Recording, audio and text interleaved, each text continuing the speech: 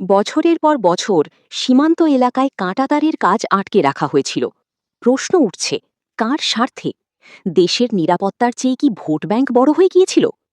ফাঁসি দেওয়ায় ২৭ কিলোমিটার জমি দীর্ঘদিন বিএসএফের হাতে তুলে দেওয়া হয়নি, যার ফলে সীমান্তের নিরাপত্তা ব্যবস্থায় বড় ফাঁক তৈরি হয়েছিল। কিন্তু এখন পরিস্থিতি বদলাচ্ছে। বিজেপি সরকার আসতেই কয়েক সপ্তাহের মধ্যেই সেই জমি পৌঁছে গেছে বিএসএফের হাতে। শুরু হয়েছে কাঁটাতারের কাজ। আমরা পরিষ্কার জানিয়ে দিতে চাই, জাতীয় নিরাপত্তার প্রশ্নে কোনো আপোষ হবে না। বাংলাকে আর অনুপ্রবেশকারীদের নিরাপদ করিডোর হতে দেওয়া হবে না। যারা অবৈধভাবে বাংলার মাটিতে ঢুকে পড়েছে তাদের চিহ্নিত করে আইনের পথে ব্যবস্থা নেওয়া হবে। দেশের নিরাপত্তা, বাংলার ভবিষ্যৎ এবং সাধারণ মানুষের অধিকার রক্ষার জন্য কঠোর পদক্ষেপ নেওয়া জরুরি। এটা শুধু রাজনীতির বিষয় নয়, এটা দেশের নিরাপত্তার প্রশ্ন। আর সেই লড়াইয়ে আমরা শেষ পর্যন্ত লড়ব। দাবি বিজেপির।